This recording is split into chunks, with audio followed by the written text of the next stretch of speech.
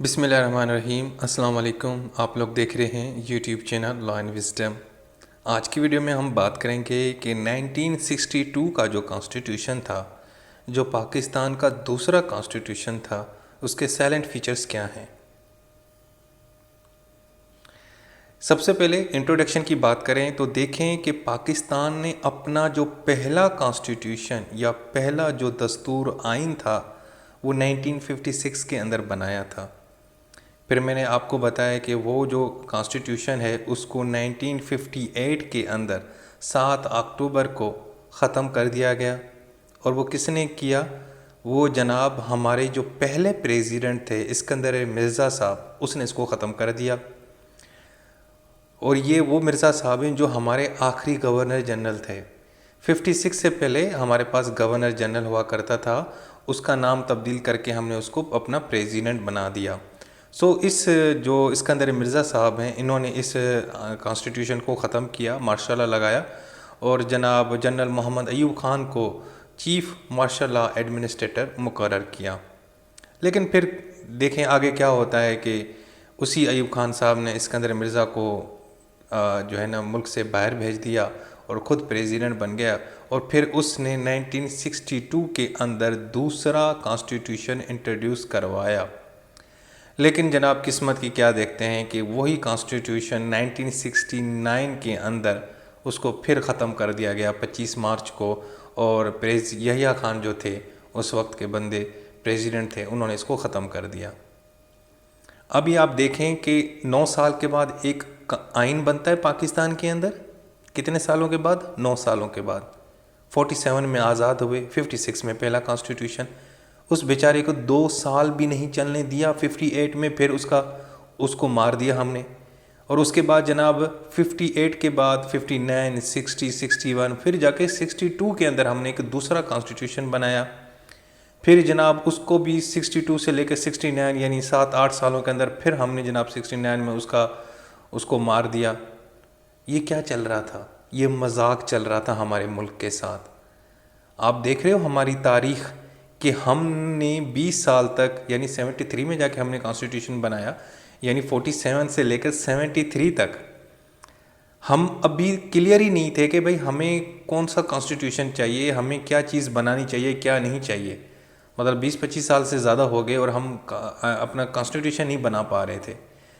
जबकि हमारे मुकाबले में जो हमारे पड़ोसी थे उन्होंने 1950 के अंदर यानी 3 साल के अंदर उन्होंने अपना दस्तूर बना दिया और अपना मुल्क चलाने लगे, और हम अभी तक क्लियर ही नहीं है। अच्छा, फिर मज़े की बात देखेंगे जो 56 का कॉन्स्टिट्यूशन था यानी पहला कॉन्स्टिट्यूशन, उसके अंदर पार्लियामेंट्री फॉर्म ऑफ गवर्नमेंट थी। यानी वहाँ पे प्राइम मिनिस्टर होगा, प्रेसिडेंट भी होगा, लेकिन प्रेसिडेंट हेड ऑफ स्टेट होगा, लेकिन प्राइम मिनिस्टर एग्जीक्यूटिव हेड होगा। प्राइम मिनिस्टर मुल्क को चलाएगा, वो गवर्नमेंट का करता धरता होगा। लेकिन 62 के अंदर हमने उस सिस्टम की जगह प्रेसिडेंशियल सिस्टम, सदारती निज़ाम इंट्रोड्यूस कराया। यानी सिर्फ प्रेसिडेंट होगा, कोई प्राइम मिनिस्टर नहीं होगा। प्रेसिडेंट हेड ऑफ स्टेट भी होगा तो हेड ऑफ गवर्नमेंट भी होगा। देखें आजकल हमारे पास प्रेसिडेंट कौन है? डॉक्टर आरिफ अलवी। क्या डॉक्टर आरिफ अलवी को आपने कुछ मुल्क की फैसले लेते हुए देखा है? क्या वो किसी भी लॉ एंड ऑर्डर की सिचुएशन के हवाले से कुछ कहते हैं? जो भी काम कर रहे हैं इस वक्त कौन कर रहा है? प्राइम मिनिस्टर कर रहा है, क्योंकि वो गवर्नमेंट का हेड है, गवर्नमेंट वो चला रहा है। लेकिन सिंबॉलिकली हमारा स्टेट का जो रिप्रेजेंटेटिव है वो कौन है? वो डॉक्टर आरिफ अलवी। लेकिन नॉन पॉलिटिकल है, नॉन एडमिनिस्ट्रेटिव पावर्स है उनके पास, बस थोड़ी बहुत है अपॉइंटमेंट की, अदरवाइज़ कोई नहीं है। लेकिन इस प्रेसिडेंशियल सिस्टम के ज़रिए होना ये चाह रहा, यानी कि जो है ना ये अपना अयूब खान साहब ये चाह रहे थे कि भाई मैं हेड ऑफ स्टेट भी रहूं तो हेड ऑफ गवर्नमेंट भी रहूं, मैं कैबिनेट बनाऊं, मैं फैसले करूं, मैं मुल्क के मामलात को देखूं, महंगाई, गुर्बत, लॉ एंड ऑर्डर, इन सारी सिचुएशन को देखूं, अपनी मर्ज़ी के वज़ीर लगाऊं और साथ में स्टेट का भी हेड हूं। ये जनाब इंट्रोडक्शन था आपके दूसरे कॉन्स्टिट्यूशन यानी 1962 का। ये जनाब देख रहे हैं एक साइड पे आपके अयूब खान है और दूसरी तरफ पे इस्कंदर मिर्ज़ा, हमारे पहले प्रेसिडेंट। ये जनाब ख़बर देख रहे हैं आप, डॉन न्यूज़ की है कि constitution abrogated, martial law all over the country, political parties abolished. ये जनाब आप टोपी वाले देख रहे हैं जनाब, ये हैं अयूब खान साहब और वो हैं आपके अपने सिकंदर मिर्ज़ा साहब। ये तब की ख़बर है जब पहला कॉन्स्टिट्यूशन 58 के अंदर उसको ख़त्म कर दिया गया और फिर एक बाद में फिर उन्होंने मार्शल लॉ लगा दिया। अब इसका बैकग्राउंड देखें तो 1947 में हम आज़ाद हुए एक एक्ट के तहत जिसको इंडिपेंडेंस एक्ट कहा जाता है, और हमारे पास कोई अपना दस्तूर या आइन नहीं था। तो गौरों का दिया हुआ एक्ट जो था 1935 का, उसको हमने एज ए टेम्परेरी यूज़ किया, इस्तेमाल किया, और जब तक हमारा कॉन्स्टिट्यूशन नहीं बना हमने उसके तहत अपना पूरा मुल्क चलाया, और बिल आखिर 56 में कॉन्स्टिट्यूशन बना है। उसके बाद उस कॉन्स्टिट्यूशन को ख़त्म कर दिया जाता है, फिर जनाब मार्शल लॉ लग जाता है, फिर 62 के अंदर एक हम नया कॉन्स्टिट्यूशन बना लेते हैं। अब ये 62 का कॉन्स्टिट्यूशन किस तरह बनता है, इसके लिए जब अयूब खान साहब पावर में आए तो मैं ये पहले बता दूं कि सिकंदर मिर्ज़ा जब प्रेसिडेंट था तो उसने जब मार्शल लॉ लगाया था तो अयूब खान को साथ लिया और उसको कहा गया तुम जो है ना चीफ जो है ना मार्शल लॉ एडमिनिस्ट्रेटर बन जाओ। लेकिन बाद में अयूब खान साहब को लालच आई और उन्होंने क्या किया, उसी सिकंदर मिर्ज़ा जिन्होंने उनको चीफ मार्शल लॉ एडमिनिस्ट्रेटर बनाया, जो उसको लेके आए, उन्होंने उसी भाई को घर भेज दिया और ख़ुद प्रेसिडेंट बन गए और कहा कि नहीं अब मैं एक नया कॉन्स्टिट्यूशन बनाऊंगा। उसके लिए उसने 1960 के अंदर एक कमीशन बनाया और उस कमीशन का काम ये था कि हमने फ्यूचर का कॉन्स्टिट्यूशन बनाना है, फ्रेमवर्क चेक करना है कि क्या क्या चीज़ें हों।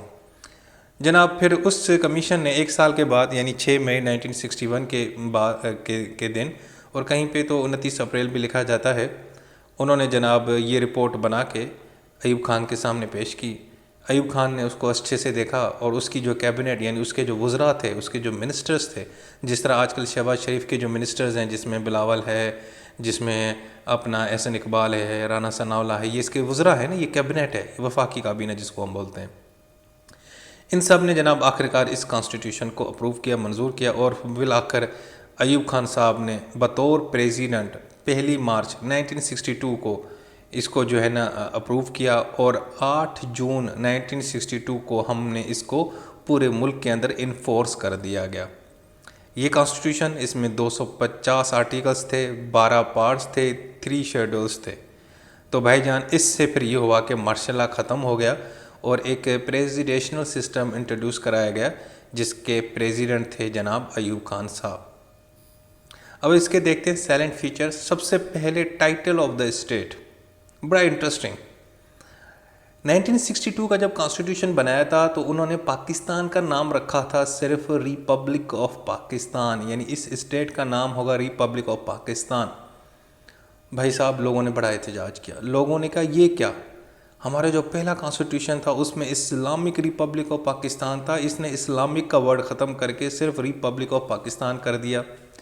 फिर उसके बाद जनाब एहतजाज हुए और आखिरकार जनाब उस नाम को तब्दील कर दिया गया, यानी अमेंडमेंट, पहली अमेंडमेंट के ज़रिए रिपब्लिक ऑफ पाकिस्तान को इस्लामिक रिपब्लिक ऑफ पाकिस्तान कर दिया गया।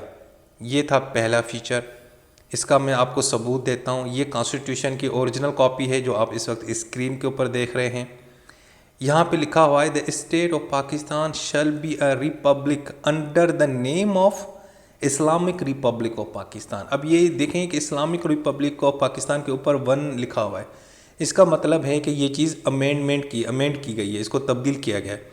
और उसका नीचे इन्होंने रेफरेंस दिया है, फुटनोट में चेक करें आप कि इसको तब्दील कर दिया गया है।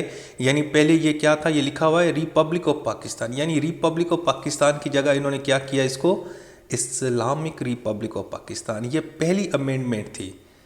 अब अक्सर MCQ से आता है कि जी 62 में पाकिस्तान का नाम क्या था, तो अब आप उसको लिखेंगे इस्लामिक रिपब्लिक ऑफ पाकिस्तान। हाँ, अगर ये पूछता है कि पहली अमेंडमेंट से पहले क्या नाम था, तो हम कहेंगे कि सिर्फ रिपब्लिक ऑफ पाकिस्तान।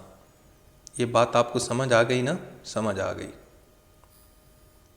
उसके बाद जनाब ये रिटन था, मैंने 250 आर्टिकल्स, 12 पार्ट्स थे, 5 शेड्यूल्स थे। नेशनल लैंग्वेज जनाब वही आपकी उर्दू और बंगाली। रिज्ड कॉन्स्टिट्यूशन था, मतलब बहुत सख्त था, इसको तब्दील करना बहुत ही मुश्किल था। एक तो आपको 2/3 चाहिए पार्लियामेंट में, ऊपर से आपको क्या चाहिए कि भाई प्रेसिडेंट साहब की जो है ना वो अप्रूव चाहिए। अगर प्रेसिडेंट साहब उसको अप्रूव नहीं करेंगे तो वो अमेंडमेंट नहीं होगी। उसके अलावा जनाब ऑब्जेक्टिव्स रेजोल्यूशन यानी करारदाद मकासद, उसको भी ऐड किया गया। ये क्या बला थी, ये क्या चीज़ थी भाईजान? ये एक डॉक्यूमेंट था जिसके अंदर हमने प्रिंसिपल्स यानी असूल लिखे थे कि हमारे कॉन्स्टिट्यूशन के मकासद क्या होंगे। और ये आपको पता है कि ये हमने पहले कॉन्स्टिट्यूशन से बनाया था, लियाकत अली खान साहब ने 1949 में बना दिया था। तो हमने कहा कि हमने जब भी कोई आइन बनाएंगे तो इस असूलों को नज़र में रख के बनाएंगे, इससे हटेंगे नहीं। सो वो भी हमने रख दिया, जो 56 में भी था इसमें भी था। और ये प्रीम भी जो हमारा इंट्रोडक्शन है ना, पेज प्रीएम्बल जो आज भी है, उसी के अंदर ये चीज़ मौजूद है, ऑब्जेक्टिव्स रेजोल्यूशन। उसके अलावा फेडरल सिस्टम होगा, यानी एक फेडरल में सेंटर में गवर्नमेंट होगी और सूबों में अलग होगी। और उस वक्त मैं आपको बताऊं सिर्फ 2 सूबे थे, ईस्ट पाकिस्तान और वेस्ट पाकिस्तान।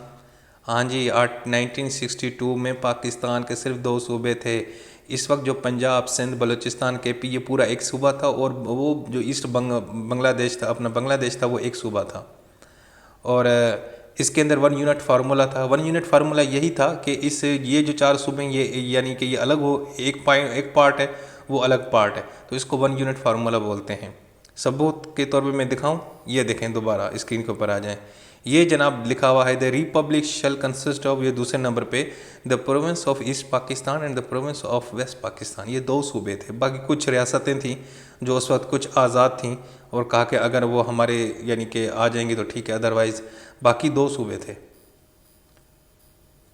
इसके अलावा जो सबसे अहम चीज़ थी इस कॉन्स्टिट्यूशन की, जो सबसे डिफरेंट चीज़ थी और यूनिक थी, वो थी प्रेसिडेंशियल फॉर्म ऑफ गवर्नमेंट। हाँ जी, ये पहली दफ़ा पाकिस्तान के अंदर प्रेसिडेंशियल फॉर्म ऑफ गवर्नमेंट का कॉन्सेप्ट इंट्रोड्यूस कराया गया। 56 में पार्लियामेंट्री फॉर्म ऑफ गवर्नमेंट थी, और उसके बाद जो हमारा इस वक्त कॉन्स्टिट्यूशन चल रहा है 73 का, वो भी पार्लियामेंट्री फॉर्म ऑफ गवर्नमेंट है। पार्लियामेंट्री फॉर्म ऑफ गवर्नमेंट में ये होता है कि प्राइम मिनिस्टर पार्लियामेंट से बन के गवर्नमेंट का हेड बन जाता है और मामला चलाता है, जैसा शहबाज शरीफ हैं इस वक्त, जिससे इमरान खान साहब थे। लेकिन प्रेसिडेंशियल सिस्टम में ये होता है कि जो प्रेसिडेंट होता है वो गवर्नमेंट का भी हेड होता है और रियासत का भी होता है। तो जनाब ये प्रेसिडेंट साहब थे ना, ये एग्जीक्यूटिव बन गए और हेड ऑफ द स्टेट भी बन गए। अब इनको कौन सेलेक्ट करेगा? उसके लिए जनाब उन्होंने क्या किया कि एक इलेक्टोरल कॉलेज बनाया, और जिसका नाम था 80,000 ये बेसिक डेमोक्रेट्स थे फॉर टेन्योर ऑफ 5 ईयर्स। अब ये क्या चीज़ थी, ये मैं आपको समझाता हूँ। अब उसने ये किया कि उसने पूरे मुल्क में 80,000 के लगभग छोटे छोटे यूनिट्स बनाए, यानी छोटे छोटे। अब यूनिट से मैं आपको कैसे समझाऊँ, ऐसे समझिए छोटी छोटी काउंसिल्स बना ली, यूनियन काउंसिल या तहसील काउंसिल, डिस्ट्रिक्ट वाइज, इस तरह के कोई छोटी छोटी एरियाज़ बना दिए। अब उसमें से लोग उसने सेलेक्ट किए, इलेक्शन होगा उन लोगों का, वो जनाब 80,000 के बंदे सेलेक्ट होके आएंगे, या उनका एक कॉलेज बनेगा, एक ग्रुप बनेगा, फिर वो जिसको चाहेंगे फिर वो जनाब प्रेसिडेंट बन जाएगा। बिल्कुल इसी तरीके से जिस तरह यूएसए के अंदर जो है ना प्रेसिडेंशियल सिस्टम, यानी कि प्रेसिडेंट का जो इलेक्शन होता है, जो बाइडेन और जो अपना थे, क्या नाम था यार, कौन सा था प्रेसिडेंट जो अभी चला गया, मुझे नाम भी मिस हो गया यार, बड़ा फेमस नाम है उसका। खैर, ये जो बाइडेन और साथ में जो दूसरे थे, इन दोनों का जब इलेक्शन हुआ प्रेसिडेंट का, तो उनको लोगों ने डायरेक्ट नहीं सेलेक्ट किया। लोगों ने पहले कुछ लोगों को वोट दिया, यानी उन लोगों ने फिर जाके इसको किया, यानी इट वाज इनडायरेक्ट इलेक्शन। यानी एक पहले इलेक्टोरल कॉलेज बना, पहले आपने इन लोगों को अपने अपने इलाकों में से एक एक बंदे को सेलेक्ट करेंगे, वो बंदा जाके फिर एक जगह पे जाके आपके प्रेसिडेंट को सेलेक्ट करेगा। सॉरी, नाम याद आ गया, डोनाल्ड ट्रंप। हाँ जी, Donald Trump versus Joe Biden. उसके बाद पावर्स ऑफ प्रेसिडेंट, भाई प्रेसिडेंट के पास बहुत बेतहाशा पावर्स थी भाई। अब वो हुकूमत भी वो चलाए, आपकी पूरी उस रियासत के सरबराह भी वो हो, स्टेट का भी। सो दूसरा ये है कि जो भी वो ऑर्डिनेंस देंगे, जो भी बनाएंगे, वो कानून बन जाएगा। दूसरा, कोई कोर्ट या लेजिस्लेचर उनके ऑर्डर को चैलेंज नहीं करेगा। दूसरा ये कि वो अपॉइंट करेंगे प्राइम मिनिस्टर, गवर्नर वगैरह, और किसी भी कानून को वीटो कर सकते हैं। असेंबली कोई भी कानून बनाएगी ना, उसको वीटो कर देगा, यानी उसके पास पावर है कि उसको कहेगा नहीं जी ये मुझे मंजूर नहीं है, जाओ वापस जाओ, तो वो रिजेक्ट हो जाएगा। जिस तरह यूएसए के प्रेसिडेंट के पास पावर है, ठीक है। आजकल हमारे प्रेसिडेंट के पास ये पावर नहीं है, लेकिन उस वक्त थी वीटो की पावर। उसके अलावा कोई भी शहरी जो 35 साल से ऊपर होगा, वो जनाब प्रेसिडेंट की पोस्ट के लिए एलिजिबल होगा। इसके अलावा जनाब parity representation of the centre, यानी सेंटर के अंदर ये होगा कि जो दोनों विंग्स होंगी ना, ईस्ट और वेस्ट पाकिस्तान, उनको बराबरी की यानी कि वो रिप्रेजेंटेशन होगी। वैसे 30 नंबर होंगे, 300 मेंबर्स होंगे, सॉरी, उसमें से 150 एक यूनिट से और 150 दूसरे यूनिट से। 1 हाउस पार्लियामेंट, हाँ जी, ये वही फीचर है जो 56 के कॉन्स्टिट्यूशन में भी था। यानी एक ही हाउस होगा, एक ही बस होगा, सिर्फ नेशनल असेंबली, कोई सेनेट वगैरह का उस वक्त कॉन्सेप्ट नहीं था। और इसके अंदर भी जो लोग थे वो कहाँ से, उन लोगों को आप और मैं, जैसे देखो मेरी बात सुनो, अब जो असेंबली आए इस वक्त असेंबली में जितने भी एमएनए बैठे हुए हैं, उनको किसने वोट दिया? आपने और मैंने, यानी हमने डायरेक्ट उसको एमएनए बनाया, हमने डायरेक्ट उनको एमपीए बनाया। लेकिन उस वक्त ये था कि पहले हम 80,000 जो ये बंदे थे बेसिक डेमोक्रेट्स के नाम से, उनको सेलेक्ट करेंगे, वो लोग जाके इन लोगों को सेलेक्ट करेंगे जो जो जाके असेंबली में होंगे। यानी it is called indirect election. आपने एक बंदे को सेलेक्ट करना, उस बंदे ने आपके बिहाफ पे जिसको वो सेलेक्ट करे वो असेंबली में चला जाएगा। मेरी बात फॉलो कर रहे हो? कर रहे हो। रेफरेंडम का कॉन्सेप्ट इंट्रोड्यूस करा दिया गया। इसके अलावा इनडायरेक्ट इलेक्शन, वही जो चीज़ मैं आपको बता रहा हूँ, डायरेक्ट इलेक्शन नहीं था। जिस तरह अब हम, जैसे मैं इस वक्त समनाबाद में रहता हूँ, तो समनाबाद का जो भी नेशनल असेंबली का के लिए इलेक्शन कंटेस्ट करेगा तो मैं उसको डायरेक्ट वोट दूंगा जाके, और वो सीधा जाके असेंबली में पहुंचेगा। लेकिन उस वक्त ये था कि मुझे समनाबाद से अगर किसी बंदे को वोट देना तो पहले मैं एक बंदे को वोट दूंगा, यहाँ पे जो खड़ा होगा, जो बेसिक डेमोक्रेट होगा, वो जाके जनाब मेरे बिहाफ पे एक मेंबर ऑफ नेशनल असेंबली को, एमएनए को सिलेक्ट करेगा। Okay, this is called indirect election. उसके बाद सूबाई लेजिस्लेचर होगी, उसका भी इलेक्शन बिल्कुल ऐसे ही होगा जैसे ये भी नेशनल, जैसे भी मैंने आपको एग्जांपल दिया नेशनल असेंबली के लिए जो विफाक में है, तो सूबे की जो असेंबली होगी, चाहे वो सिंध हो, पंजाब, केपी, बलूचिस्तान, उसकी भी इस तरह। दूसरा, advisory council of Islamic ideology, ये एक काउंसिल बनाई गई। इसका मकसद ये है कि भाईजान कोई भी जो कानून बनाया जाएगा उसको मेक श्योर ये करेगी कि वो आइन के ख़िलाफ़, यानी कि इस्लामिक टीचिंग के ख़िलाफ़ तो नहीं है। और इसके जो मेंबर्स हैं वो अपॉइंट कौन करेगा? प्रेसिडेंट साहब।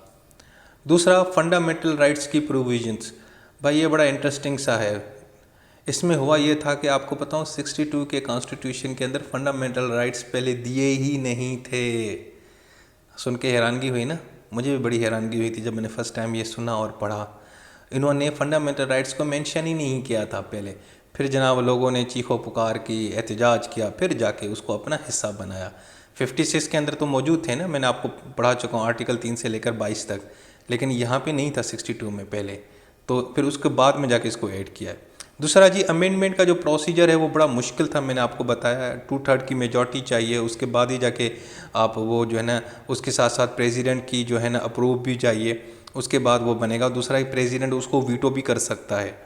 लेकिन अगर एक और चीज़ भी है कि नेशनल असेंबली प्रेसिडेंट के किसी भी कानून को चैलेंज कर सकती है अगर अगर जो बेसिक डेमोक्रेट्स थे, यानी छोटे छोटे उसने जो यूनिट्स बनाए हुए थे यूनियन लेवल के ऊपर या तहसील के ऊपर, अगर वो लोग जो 80,000 के लगभग थे वो अगर नेशनल असेंबली का साथ देंगे तो ठीक है, अदरवाइज़ नहीं। अगर वो फैसला देते हैं कि हाँ जी ये प्रेसिडेंट का जो वो है ना फैसला या कानून सही नहीं है, तो वो फिर रिजेक्ट हो जाएगा। अदरवाइज़ प्रेसिडेंट की किसी भी कानून को आप रिजेक्ट नहीं कर सकते थे या उसके ऊपर उसको तब्दील नहीं करा सकते थे।